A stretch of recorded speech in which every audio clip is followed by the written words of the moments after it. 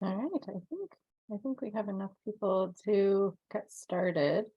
Um, Welcome everyone to Geriatric Medicine Grand Rounds. I am really happy you all joined us. Happy September, and I'm appreciative that all of you joined us before the Labor Day weekend.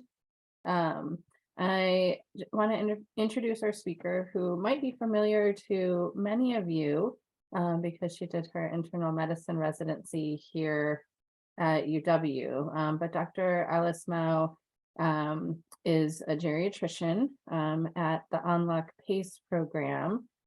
She did her internal medicine residency at University of Washington, which is where many of you might have interacted with her, and she is passionate about geriatrics and went on to do a geriatrics fellowship at Stanford, and is now with the PACE program Unlock, which any of you who are familiar with the model of PACE that she's going to talk about extensively today, you'll know that that's where it all started. So what a wonderful place to work. And I'm really excited that you are going to be the one to tell us all about it, because we're really glad to see you again.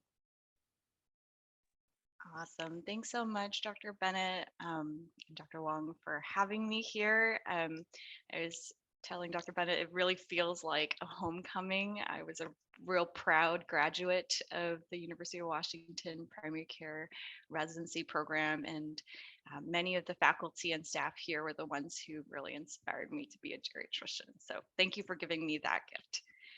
I'm going to go ahead and share my screen.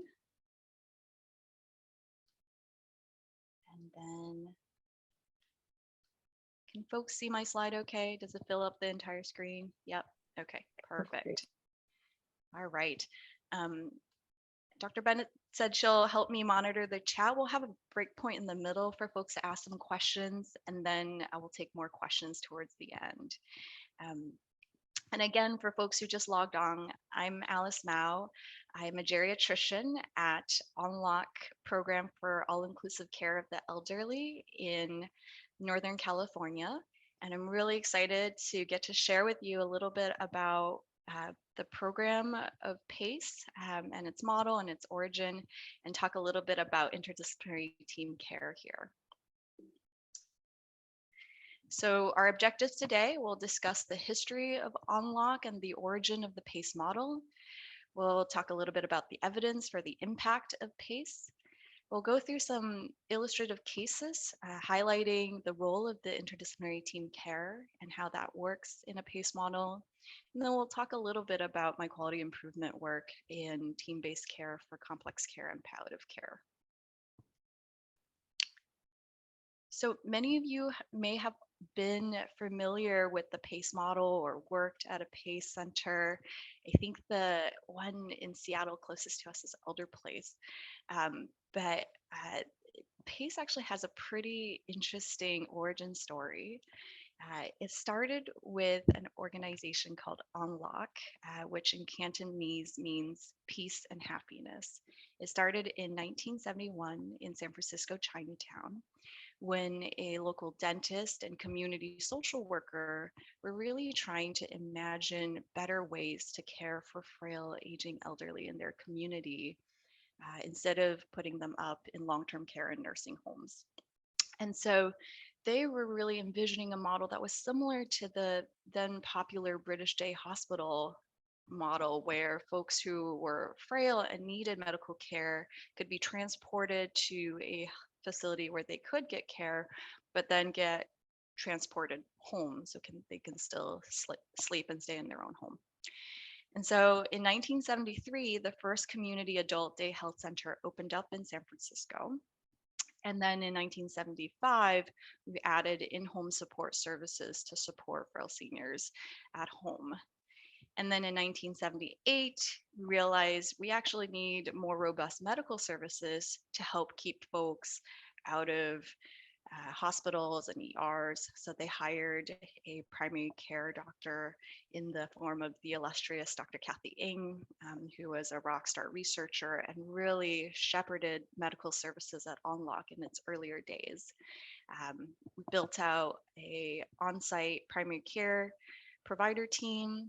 consulting specialists that were on site in the form of dental, audiology, optometry, and podiatry, as well as other specialist consults, and then diagnostics and durable medical equipment capacity.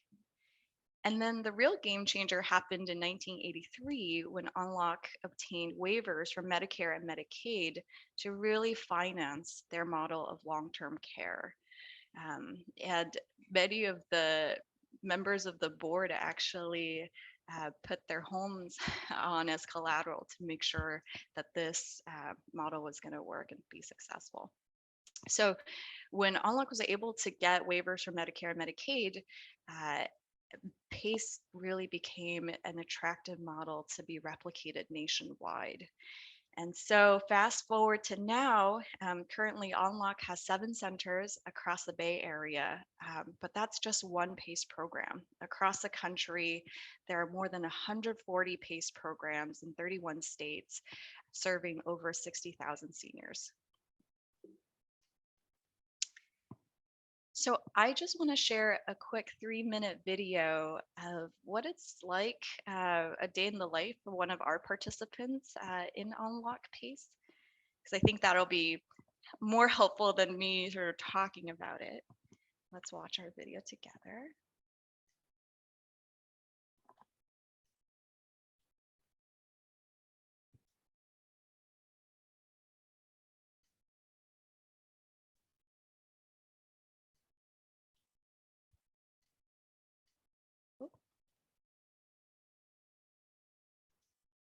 All right.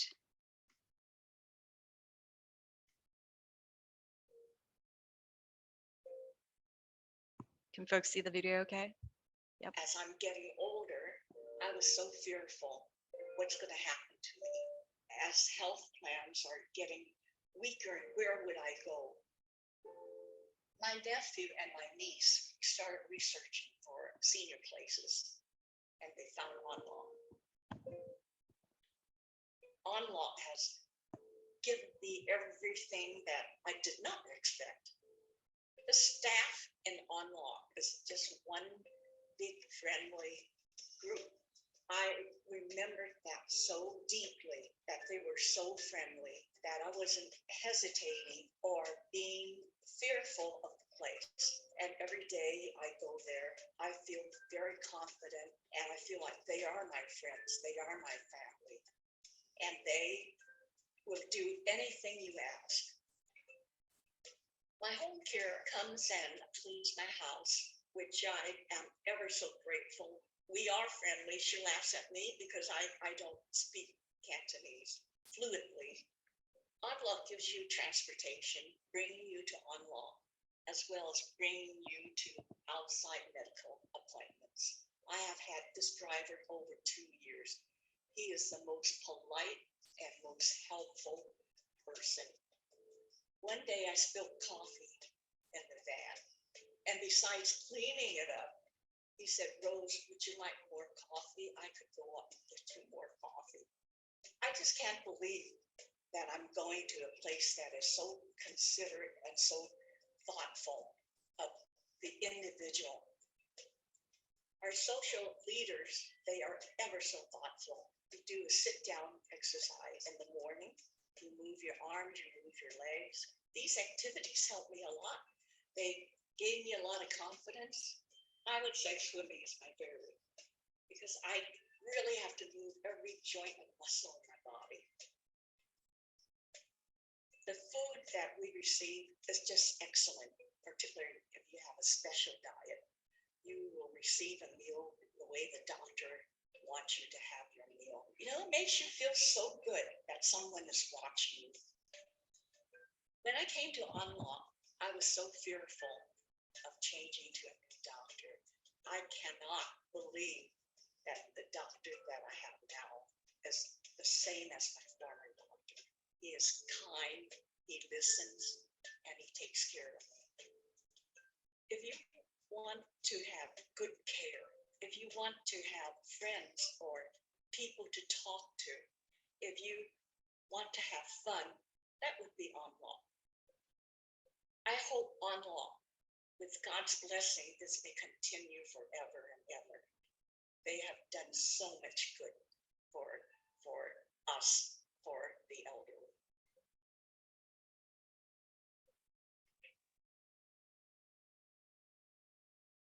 All right. So that is Rose's story, being a long-term participant here at Unlock. So who is eligible for PACE in general? So the PACE eligibility criteria is pretty simple. You are 50 years of age or older. You live in the program's defined catchment area. You're certified to be eligible for nursing home care services per your state's Medicaid agency. And that's a determination made by sort of a host of factors, your medical diagnoses, your level of cognitive impairment, and functional status in each state is different in how they determine that. That you're able to live safely in the community at the time of enrollment. This is a fully capitated model. We get funding from Medicaid and Medicare, and then we deliver all of the services to the seniors, including their hospitalizations, their ER visits, their long-term care needs. Once somebody is enrolled, they're enrolled for life, unless they decide or their DPOA decides to voluntarily disenroll them from PACE. And in terms of nationally across the board, the demographics of the participants at PACE programs, 95% still live in the community, average age of 77, 69% are women.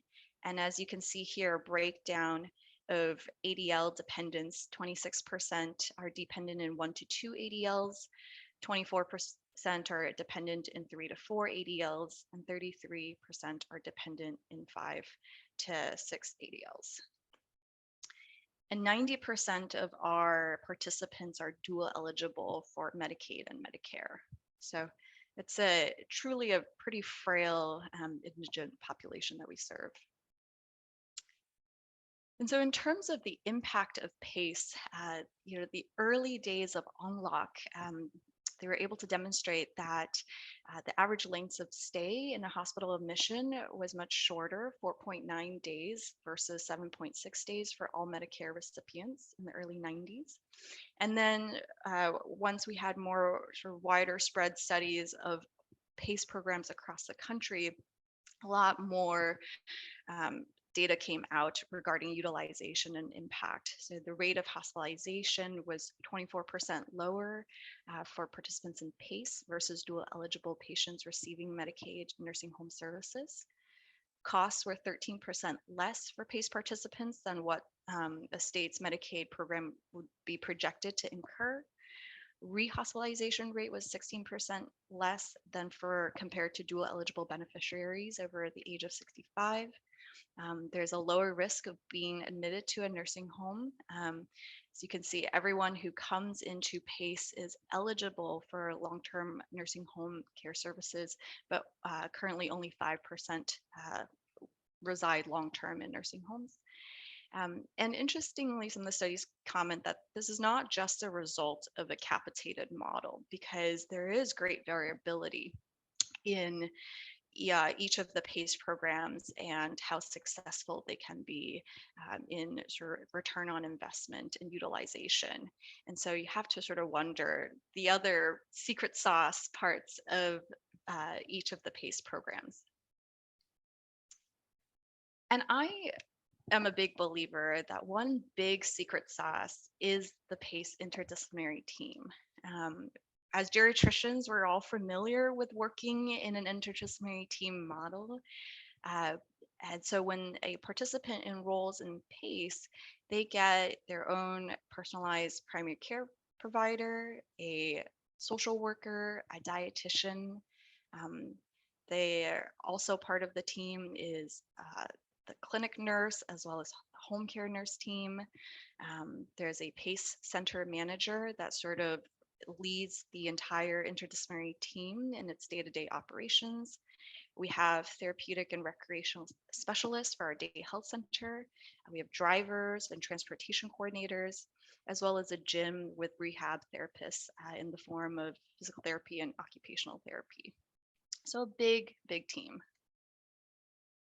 So now I'd like to just sort of talk a little bit about some cases that can maybe help us illustrate sort of practically how the interdisciplinary team works.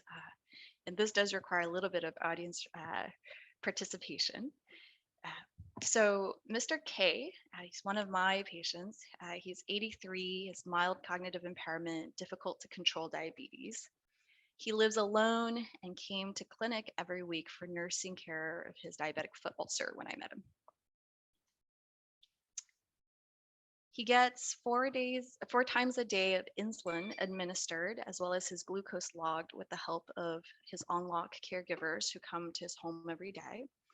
His A1C, looking back at his chart, was 11 or higher in the last 2 years. And despite me slowly inching up on his insulin to the point where we had doubled his total daily doses of insulin, his pre-meal glucose was always pretty high in the 300 to 400s, but then occasionally would dip pretty low to the low 100s. A little bit of a head scratcher. So I just want to sort of pause here, and this is a really bread and butter primary care geriatrics case, and sort of turn it to the audience. What would you do? What things would you consider as an approach to help Mr. K? And if we have any trainees on the line, would love to sort of give them an opportunity to answer first. Are you Okay, we able got to see the chat? I can read it if you're not. Yeah, I see a chat from Tiffany. I'm curious what he's eating. Ask for a dietary consult. Yeah, great idea. Anything else?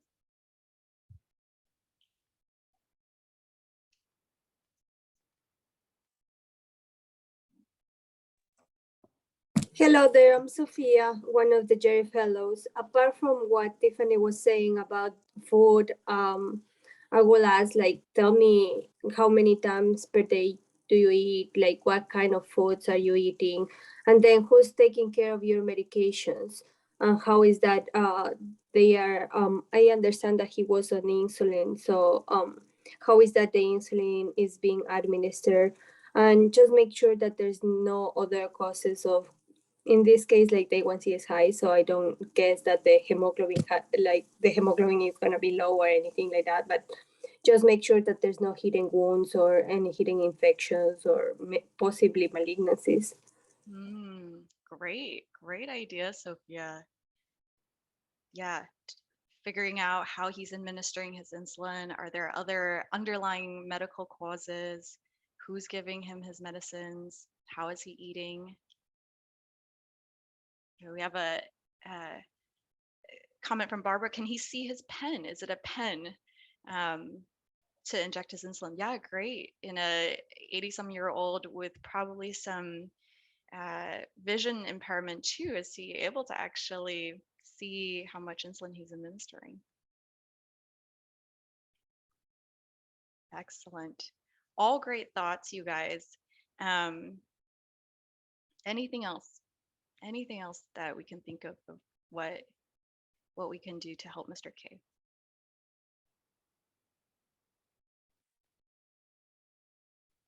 Ask the caregiver and see what the caregiver thinks of his living situation. Because the caregiver is going to the house and seeing, like, maybe what foods he's having around. Maybe the caregiver is the one who's doing groceries for him and he requests maybe some ice cream or and the other thing is, like I don't know, I don't want to assume, but maybe the caregiver is not, as somebody said before, maybe the caregiver is not administering the medication, so it would be easier for the patient to bring the caregiver and request his or her help to have the medications administered. Yeah, excellent. Spoken like a true geriatrician, Sophia. You're like really diving deep into understanding his home situation and his caregivers, what do they understand? And can they articulate how he's getting care? I see some comments. Is he able to exercise? Tiffany, can you explain a little bit more about that, the exercise piece?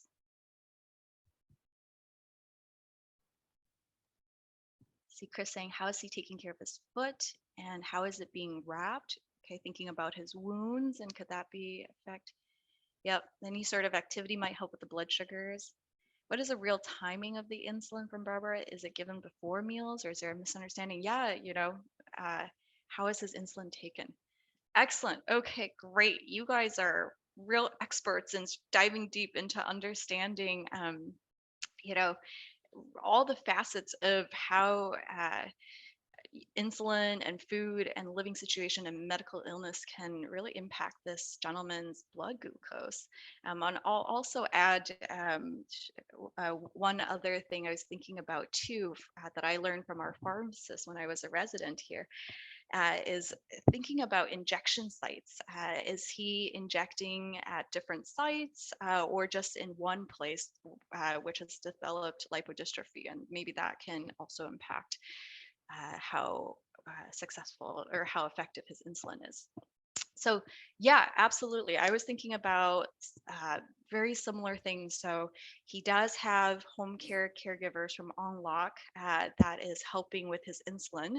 But interestingly, I learned caregivers are not licensed nurses, so they cannot actually inject his insulin for him.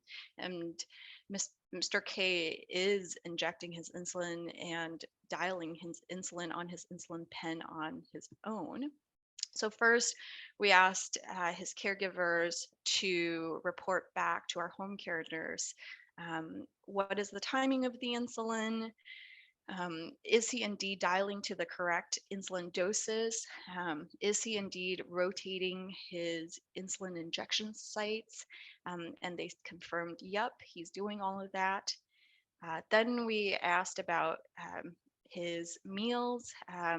He actually gets home delivered meals per his dietary plan from our nutritionist. And so those meals are pretty consistent. We looked at the logs of his meals. We made sure that he is getting his insulin dosed at the correct time pre-meal. And then we also because he was coming into clinic every day to get care for his diabetic foot ulcer, we took a look at that. Is it getting worse? Did some labs. Are there any other medical underlying contributors? And there were none. And so really sort of scratching our head here until finally I just asked our clinic nurse, can you just watch Mr. K from soup to nuts, how he's injecting his insulin and and just take a blood glucose before and then one sort of later on in the day as he's in our day health center. So my nurse did, and he came back and said, oh my gosh, Dr. Mao, here's what's happening. Mr. K is with it enough to dial the insulin pen to the correct dose of insulin. But then when he goes to inject himself, he kind of twists the top of the pen if he's meeting a little bit of resistance, because it can be hard to push in 10 or 15 units of insulin. He just kind of twists it before he injects. And when you twist the top of the insulin pen, it changes the dial of how many units of insulin is administered. So essentially, our participant was giving himself sort of a Russian roulette amount of insulin every time he was injecting insulin. So that was really, really important to find out. So we, with the help of our nursing team, we educated Mr. K on the dangers of doing that, how to truly set the correct dose and inject the correct dose. And then we also had our home care team notify the caregivers as well, so that for those first couple weeks, they really monitored and watched very carefully how he was administering his insulin. And then before I discharged him from clinic, I cut his insulin in half because I knew he was going to get very low. And even with his insulin in half, he did get pretty low. And so we had to cut it back some more. But after a couple weeks of an iterative insulin dosing process, Mr. K stabilized. His blood glucose went to the sort of high 100s, and his A1C for the first time in many years was 8 and below. So it's a successful team story. So now let's talk about another case. Mr. D, who's also a participant of mine. He's 82. He has moderate cognitive impairment. He was living alone in his apartment. He has daily home care assistance for food prep and grooming.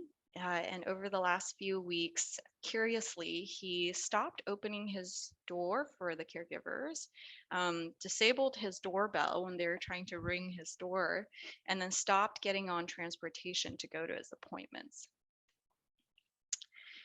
We saw him in clinic, did a medical workup, didn't find anything that could be sort of causing acute confusion. And then weeks later, we reported him to APS because we were a little bit worried about his ability to care for himself at home, given that nobody could enter his home. And he was found by his APS social worker in his apartment, partially naked, burning food on his stove. He was sent to the hospital. They did a medical workup that was largely negative. He was diagnosed with dementia and then discharged to a short stay at a nursing home. And so now with Mr. D, I like to pitch it back to the audience. You know, at this point, can he go back to his apartment, his prior living situation?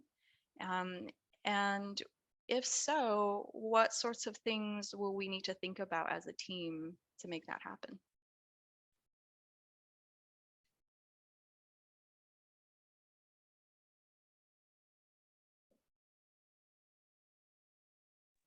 I always like the idea of a home inspection and kind of getting the idea of like what someone's house actually looks like. You know, something was burning. What are other signs that this is a safe or not a safe space for him, or other things that maybe could be managed that might make it. That might make it unsafe. Yeah, thanks so much, Jesse. Great thoughts. You know, a home safety evaluation, what's going on in his home. I see a comment from Angela. Legally, yes, he can go back. Okay. Yeah. Yeah, I work at the Memory Brain Wellness Center. So many of my patients, you know, I don't like that they live at home because they do things like this, and we deal with it. It's an interesting conundrum when you bring it up. If they're in their home already versus if you're trying to send them back home. It kind of reminds me of the like starting versus withdrawing life support, but is it the same thing? It does kind of feel different, like sending someone back home when you know that they're unsafe versus getting them out of their home when they're sitting in. Because physically you have to do a different thing to get them out. Like you have to physically drag them out versus just gently, can you have them assent to move somewhere? Yeah. I mean, it is very tricky because there's what you want to do and what they're going to do. Yeah, so, absolutely. This my world. Thanks, Angela. Yeah, it sounds like you're a real veteran of real life scenarios where sort of what we hope to be the ideal plan for a patient, you know, versus the real world challenges can make a situation very tricky. Tiffany says capacity evaluation and see what other social support he has. Excellent. Yeah. Does he have the capacity to make decisions to go back to his home? And who else is in his corner that could help him once he is home? Great thoughts.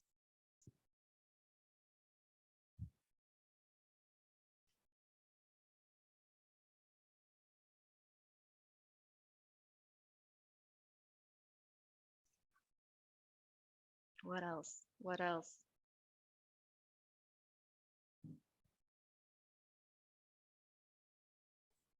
I suppose the only other thing we could think about is if there's just speaking to him about his goals of care as well, since it sounds like he's really declining. Not sure what his capacity is, but really just engaging him in his goals and priorities to be able to kind of meet him where he's at. This sounds like a primary care patient of mine who who has really wanted to return to his apartment where he has his pianos, but really cannot take care of himself. And so where we negotiated that is we actually talked about getting a piano at his assisted living instead. And so that was a way to be align goals for him. Yeah. That's really neat, Ruru. I love that. Really thinking out of the box of what is it that makes home for somebody, and that's within their goals of care. And how, if home is no longer safe, how could we really act in line with the values of the patient? Yeah, I love that. I love that story. Yeah, excellent thoughts, you guys. Really thoughtful approaches. For Mr. D, we were thinking very similar thoughts of, ha- is this safe? Is this gentleman safe to go back? And more importantly, does he want to go back? Can he make that decision? And if not, who's going to make that decision for him? I'll say that leading up to his hospitalization, we actually worked really hard with his social worker to identify that he had a sister in the community who lived not too far away. She hadn't been very involved in his care up to this point, but we got her involved just as we saw that things could really decline. And then his social worker and I went to visit him in the nursing home. We did a cognitive assessment and a capacity assessment. Now we have to remember that when people have dementia, it doesn't mean that they lose capacity. Capacity is a decision and scenario-based assessment.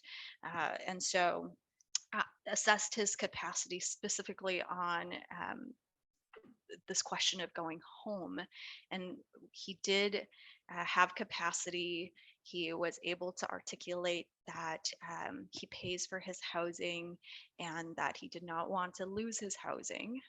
He lived in a facility where if you're gone for a period of time, then you will lose your housing. And that he wanted to go home ultimately. And it's okay if home has less support than a care home or a nursing facility. And so we had our occupational therapist do a home safety evaluation to make sure the home is safe. Is there a way to disable the stove? If that's no longer safe, is there a microwave to microwave food?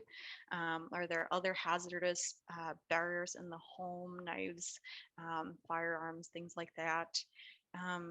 And we also, before discharging him back home, had our physical therapist assess his functional status. Was it close to baseline, or does he need more rehabilitation before he can go back? He was determined to be back at his baseline. And then we worked with his sister, who was basically his DPOA at that point, to get his permission to make a copy of his keys to give to our caregivers, because we learned that once he saw his caregivers, especially the ones he was familiar with, he was pretty cooperative. But it was something about that period of time, he wouldn't open the doors for the caregivers. That made it really difficult for them to even get in his home. So the caregivers got keys, and we worked with his nutritionist to resume his home delivered meals. The home care nurse and the caregivers made sure that he had a lockbox for his medicines, because one of the things that was happening was he was also flushing his medications down the toilet. So now we had caregivers get his medicines from the driver and put them in a lockbox to administer to him, to make sure that he's getting the same medicines every day and not overdosing or underdosing. And we told the transportation team that anytime he is to be picked up for an appointment, that we schedule it for when a caregiver is present, and that we let his sister know the day before his appointment so that she could help, especially if it's an important appointment. And then lastly, we made sure that he had a same group of caregivers that were helping take care of him, because as we know, with folks with dementia, having new caretakers, unfamiliar caretakers can be a really scary thing. And so really making sure that his caregivers are the ones that he knows really well, that he trusts, and that are familiar to him. Great brainstorming. So before we move on to the next section, I just want to see if folks have any questions so far about PACE or any of the cases we talked about.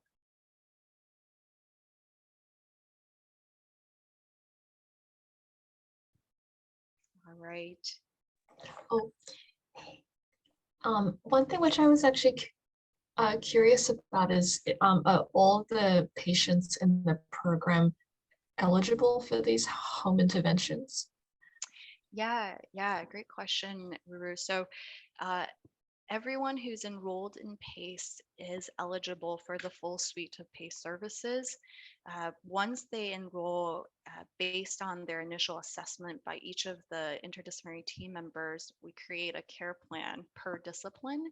And so somebody who's really robust, who's taking care of all of their ADLs and IADLs with the support of their own community, may not need home care services, but as their functional status changes, then we recraft the care plan and deliver more services.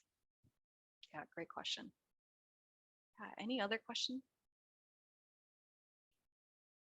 Hey, Alice, it's Lauren Carpenter. Thank you for this. Lauren. And I'm so glad you're working at PACE. Question about hospital care. How are you guys working that these days? Hospital care? Like, what is the role of the care provider in hospitals? Yeah, I remember when I was a fellow, that sometimes the PACE, there was like a PACE group that sort of followed patients in the hospital. Yeah.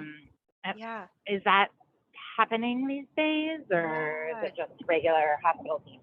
Yeah, great question, Lauren. As primary care providers at Unlock, we don't round on patients in the hospital. I think there is one physician who works at one of our sites who sort of works part-time for Unlock and part-time for a local hospital. So it's really nice that she can round on her own patients if they get hospitalized. But by and large, when a participant gets admitted to the hospital, what we do is we get in touch with the inpatient team. All of their records are faxed over. We'll sign out to the ER doc, and then we'll connect with their hospitalist sort of periodically to follow their inpatient trajectory, and then we'll work with them to plan their discharge, because we have to set up all of their appointments and all of their discharge meds. So we follow them pretty closely, but by and large, we are not their physician once they're in the hospital. Great question. Awesome, thank you. Yeah. Any other questions?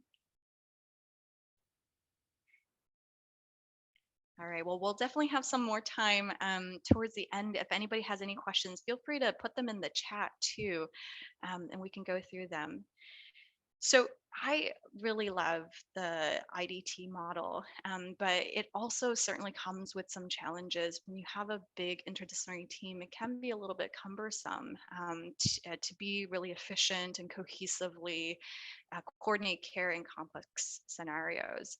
And so when I started, one of the areas that we really wanted to do some quality improvement around was palliative care. So everybody who comes to PACE is pretty frail, but what happens when they get even more frail and sort of moving towards serious illness and end of life? How do we as a interdisciplinary team really efficiently coordinate advanced care planning as well as end of life care? And so we had a few aims in this project to empower the IDT, to improve the participant and family experience, and then to reduce unnecessary ER visits and hospitalization towards end of life. And the first arm that we tackled was thinking about how to empower the IDT. So as part of that effort, we first went to different interdisciplinary teams. We surveyed 103 IDT members across our organization to really understand sort of what their needs were and their level of comfort when it comes to palliative care. As you can see, we have quite a bit of representation from medical staff, but really a great representation across the board. We also interviewed team members, and we went to each center to also interview each center's center director, as well as their clinical leadership, to really understand sort of what are the needs. There are a lot of needs when it comes to palliative care, but specifically for the IDT, a couple of themes that bubbled up were that oftentimes there's missed opportunities for advanced care planning and serious illness conversation, that some of these conversations were not happening earlier enough. There can be a lack of clarity of roles for each interdisciplinary team member. You know, I, as a occupational therapist, know how to be an occupational therapist for functional status, but not really clear how it fits into coordinating care in the context of palliative care. And then also, because there are so many team members involved in each team member touching the participant at different time points, it can be difficult to coordinate communication about each piece that team members are seeing. And so missed communication can cause fragmented care. And then also across the board, we learned that there's really variable confidence and knowledge around palliative care, like what is even palliative care, and how do we deliver palliative care?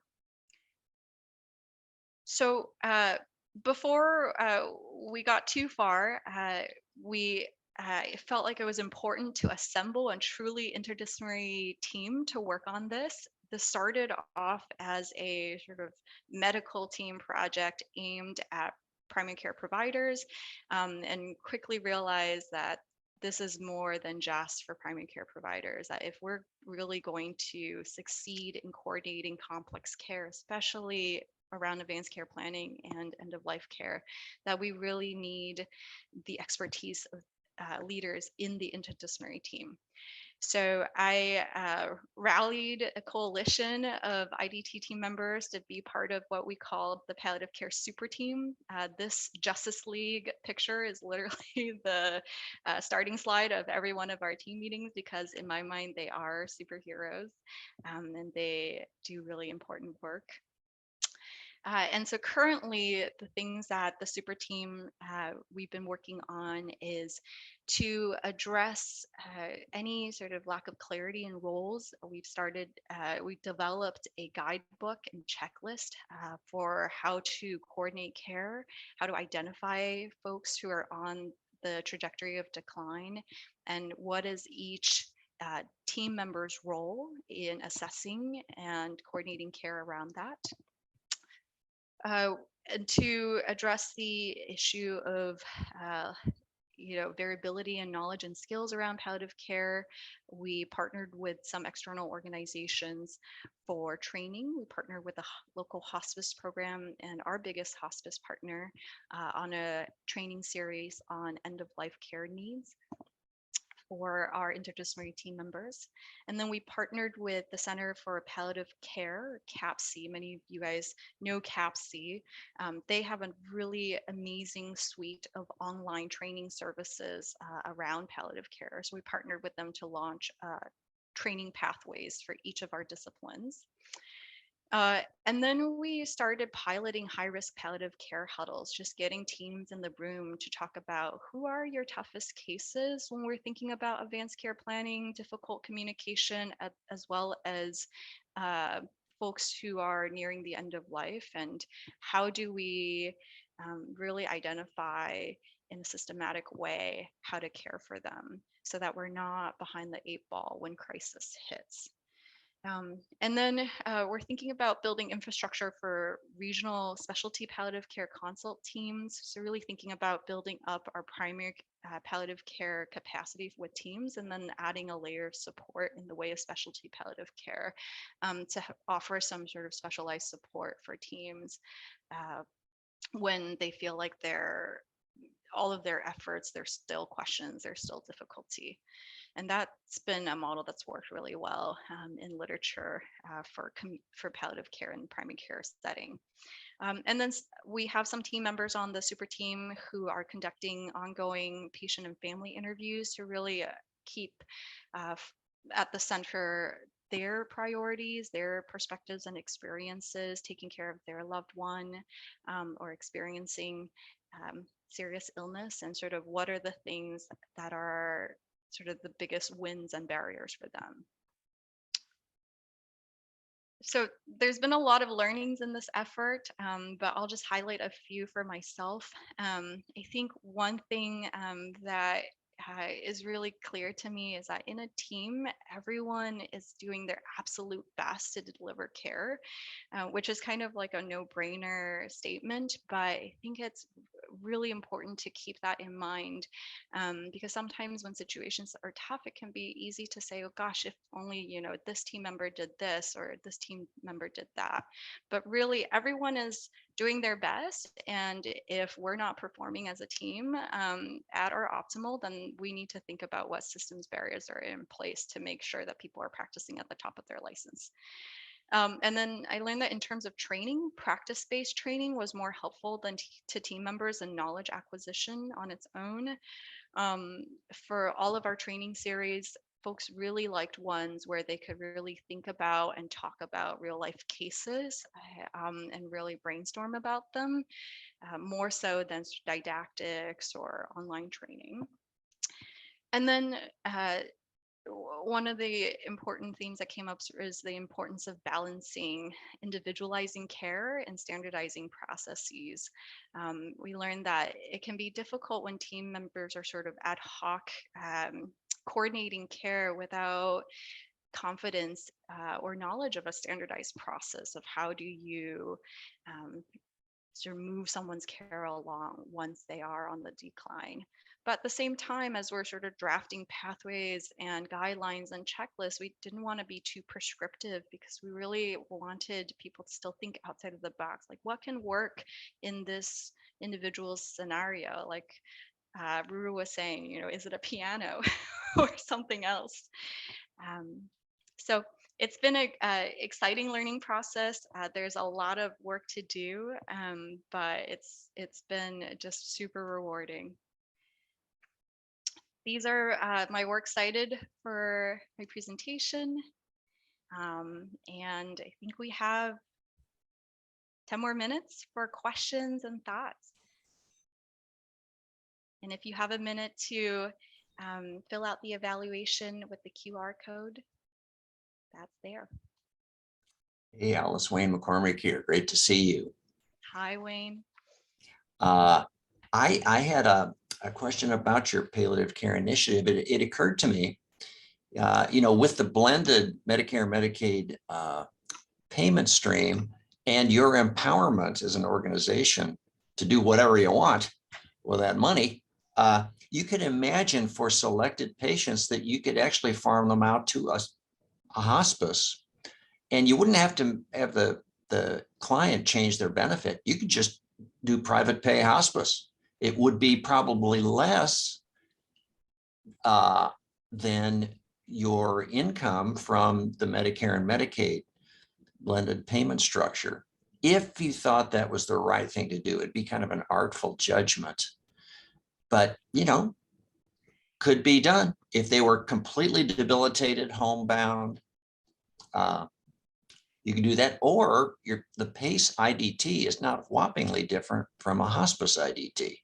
You could just do the hospice thing yourself. Yeah. I bet you've done both, maybe. Yeah, no, thanks so much, Wayne. That's a really excellent point. One of the nuances I learned about PACE and hospice is that because hospice is a Medicare benefit, there is the ability to sort of overlap PACE with hospice, but for a period of time, because Medicare will not pay for both, cannot have both Medicare, hospice, and PACE at the same time. And that's been a real challenge for our participants, because as you can imagine, sort of giving up the PACE team to go to another team is really difficult, especially at a critical juncture like end of life. There are some PACE programs I've spoken with who've really rolled and wrapped up their own internal sort of hospice-like program. They've trained their own nurses, and I really think that that is the holy grail if you can do that well. We've also experimented with hybrid models, having some after-hours hospice team with our team. That can have challenges, especially if they're on a different EMR, and when you have a new set of cooks in the kitchen and yet another team to coordinate care.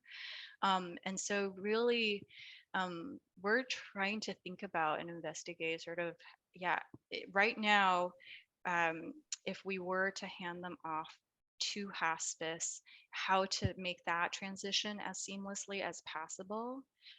And if people don't want to move on to hospice and lose their PACE team, until we can build our own hospice capacity, if you will,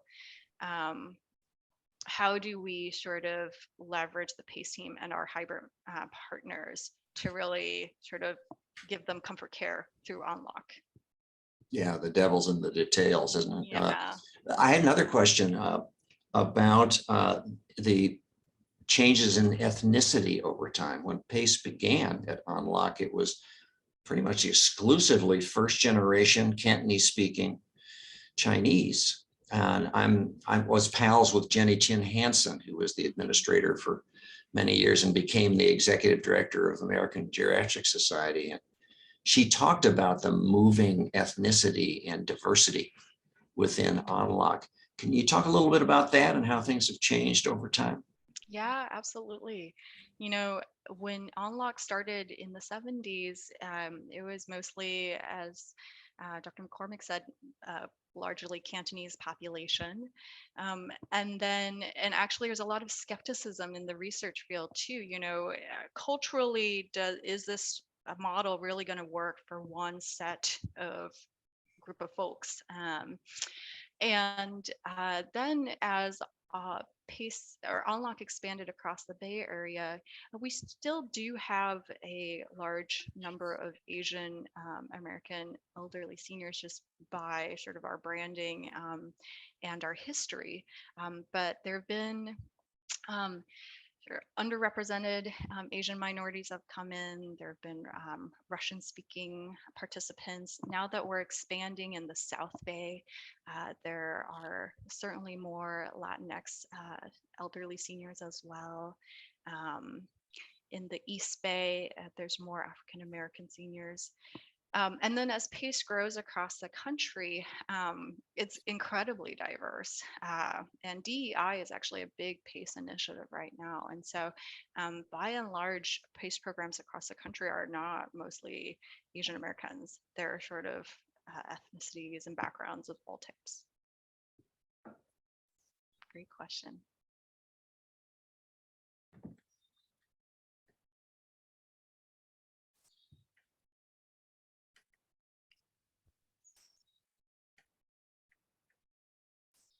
I'll say that the catchment area too can have a big impact on sort of the diversity and ethnic makeup of each PACE program, because we can only enroll someone in a catchment area. So that catchment area and its sort of demographic makeup of that community is reflected in each PACE center.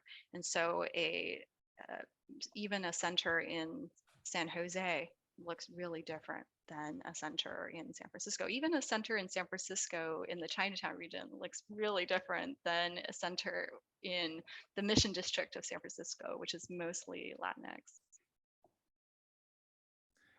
Hi, can you guys hear me? Yes.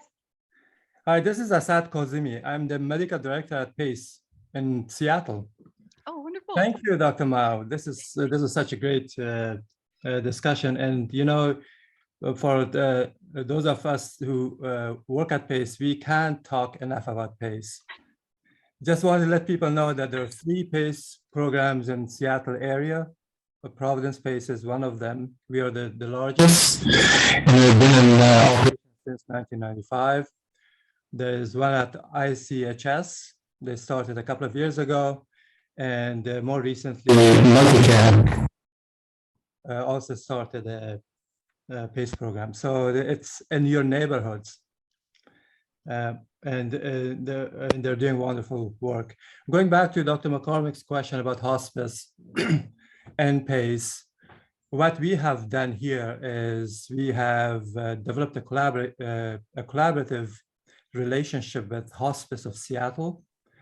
And so it's during their days, business hours, our nurses provide end-of-life hospice type services to participants who transition to that kind of care. And after hours and weekends, Hospice of Seattle staff provide that support. So it has worked very well for us since the beginning, actually. And you know, Providence Hospital of Seattle, the Hospital of Seattle is also a ministry within Providence. So it was easy for us to strike a deal with them, a collaboration with them. And it has worked very well. That's great. Within our PACE, yeah. Thanks so much for sharing that, Assad. And if you don't mind me asking, how have you, your team coordinated sort of the daytime team and then the nighttime team with the Seattle Hospice? So the daytime team is really the home health nurses. The rest of the IDT is also involved in providing that care. We just needed somebody to go home and provide that hands-on care when there's a problem, symptom management and all those things. And during the day, our nurses do that.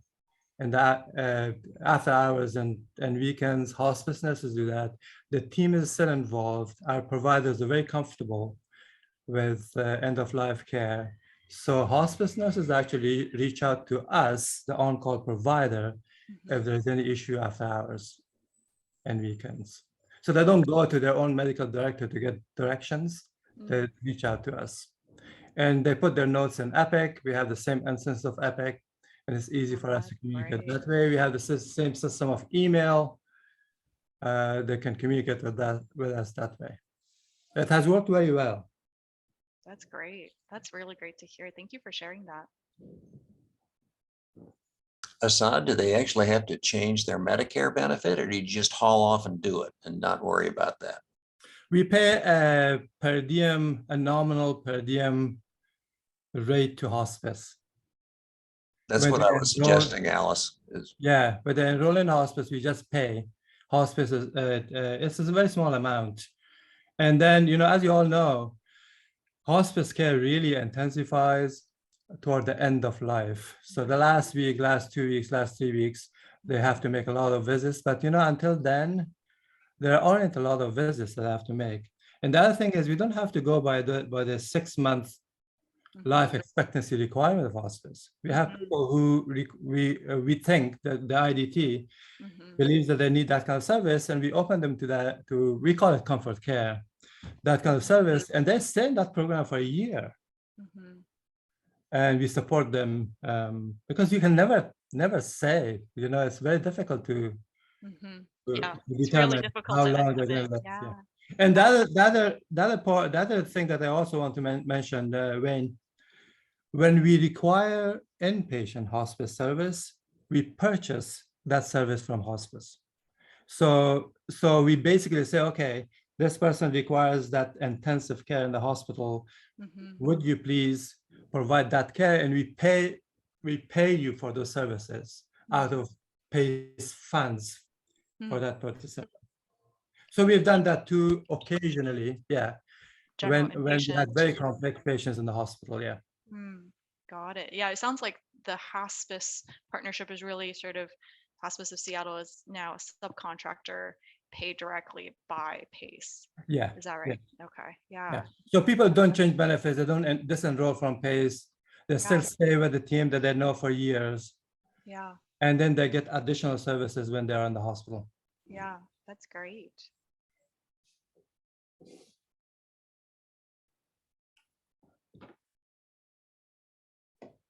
Thank you, Dr. Kazemi, for sharing updates on local PACE. I didn't know we now had 3. I knew we had 2, but that's good to know. Thank you so much, Dr. Mao, for this great presentation, for sharing the PACE model in more detail and the successes that it's had. It is really a wonderful model for older adults to help them age in place. So thank you so much for sharing all of this, and congratulations on all the wonderful work you've done in palliative medicine and in PACE. We're looking forward to seeing what you do next.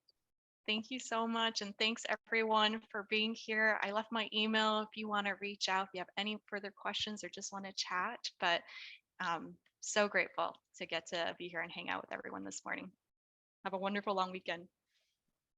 Take care. Thanks, Alice.